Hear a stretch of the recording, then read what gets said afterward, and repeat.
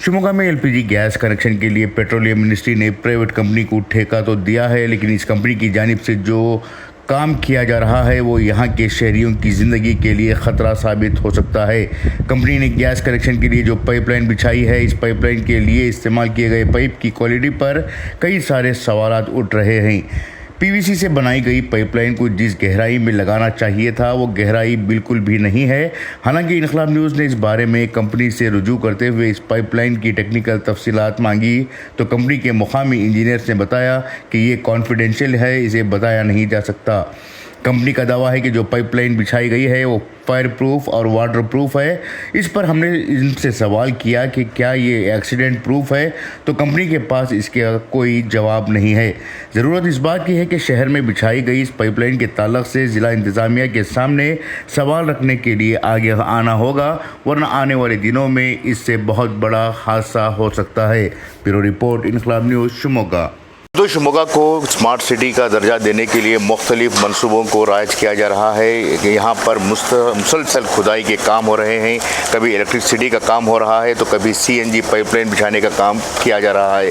लेकिन इस वक्त जो सीएनजी पाइपलाइन बिछाने की पहल की गई है, अगर उसे देखा जाए तो पूरे शहर को मौत के जाल पर बिछाने के बराबर है, क्योंकि जो सीएनजी कंपनी ने जिस पाइपलाइन का इस्तेमाल किया है वो नहायत ही कमज़ोर पाइपलाइन है और इसे पीवीसी पाइप के तौर पर इस्तेमाल किया जा रहा है। होना तो ये चाहिए था कि कॉपर वायर का इस्तेमाल करते हुए यहाँ पर पाइपलाइन बिछाया जाए, मगर ऐसा ना करते हुए सस्ते का माल रास्ते पर डालकर यहाँ पर लोगों की जानों के साथ खिलवाड़ किया जा रहा है।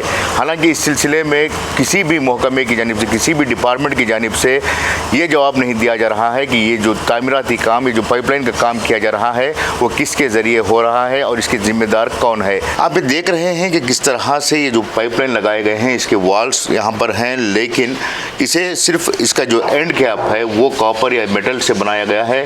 बाकी पूरी पाइपलाइन जो है पीवीसी का इस्तेमाल करते हुए किया गया है। सबसे अहम बात ये भी है कि ये जो पाइपलाइन है इसे डेप्थ में ना बिछाते हुए ऊपरी सतह पर रखा गया है। अगर कभी किसी वजह से खुदाई का काम किया जाता है और कोई हादसा या उस पाइपलाइन से कोई चीज़ टकरा जाती है तो जाहिर सी बात है कि सीएनजी गैस या एलपीजी गैस जो है उसका लीकेज होगा और कभी भी किसी भी वक्त पर यहाँ पे धमाके हो सकते हैं। ज़मीन के ऊपरी सतह पर बिछाए गए इस पाइपलाइन से अगर कोई चीज़ टकरा जाती है तो इससे जाहिर सी बात है कि यहाँ पे धमाके हो सकते हैं या फिर बहुत बड़ा हादसा हो सकता है।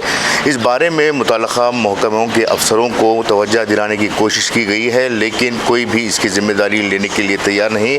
अलबत्ता ये कहा जा रहा है कि सीएनजी पाइपलाइन के साथ साथ इंश्योरेंस भी बनाया जाएगा, मगर हादसा होने के बाद अगर कोई इंश्योरेंस काम ना आए तो इसका क्या फ़ायदा है।